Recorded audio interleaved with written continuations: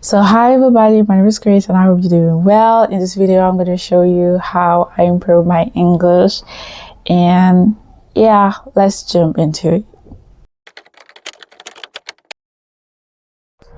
Salut tout le monde, j'espère que vous allez bien. Bonne arrivée sur ma chaîne. Si tu es nouveau, moi c'est Grace.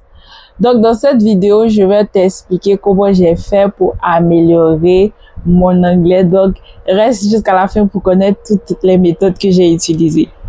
D'abord, la première des choses, comme je l'ai dit, j'ai fait de l'anglais à l'école. Donc c'était juste 1 heure par semaine. Donc c'était pas vraiment fameux parce que après cela, mon anglais était catastrophique. Je pouvais peut-être comprendre certains mots à l'écrit, mais quand quelqu'un parle, c'était compliqué et c'était encore plus compliqué pour moi de parler en anglais.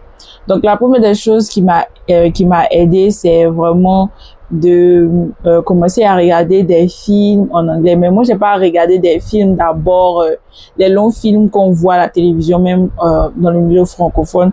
J'ai commencé par les dessins animés des enfants parce que leur vocabulaire est assez simple à comprendre.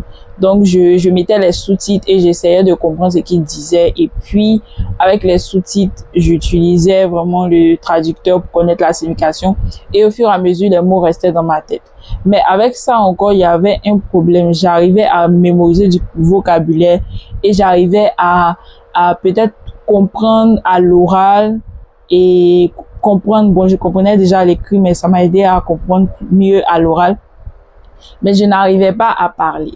Donc, je n'arrivais pas à parler et j'ai dû travailler. Et ce que j'ai fait pour pouvoir apprendre à parler, c'est que j'ai commencé à parler. C'est bizarre de le dire, mais comme je l'ai dit, pour apprendre une langue, c'est bien de l'apprendre comme si on était un enfant. Vous voyez les enfants, quand ils naissent, ils ne parlent pas bien le français ou l'anglais ou leur langue maternelle. C'est au fur et à mesure qu'ils sont plongés dans l'environnement qu'ils améliorent leur anglais, donc ou leur français ou n'importe quelle langue.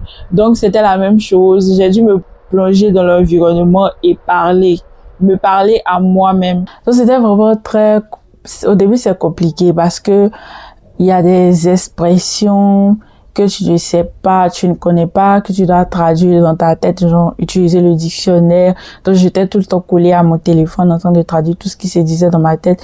Et ça semble aussi bizarre au début. Penser en anglais, c'est bizarre.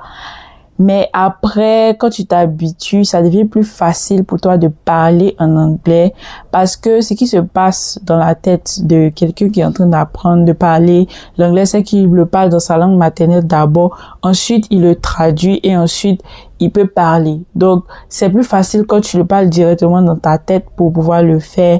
Donc, ça, c'était une des choses que j'ai faites et vraiment, c'est ça qui a boosté mon apprentissage de l'anglais, le fait de pouvoir parler en anglais dans ma tête.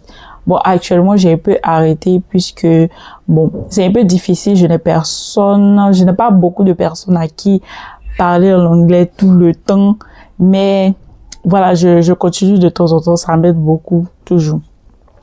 Et j'aimerais vous dire que l'anglais, c'est vraiment très important, surtout si vous avez une carrière dans un domaine où vous devez utiliser l'anglais comme langage de communication avec vos collègues, par exemple dans un autre pays, ou même dans le domaine de l'informatique où les cours, souvent même les tutoriels sont en anglais, c'est vraiment très important. Donc c'était ça. Si vous avez aimé la vidéo, je vous invite à vous abonner, à liker et à partager. Bye bye!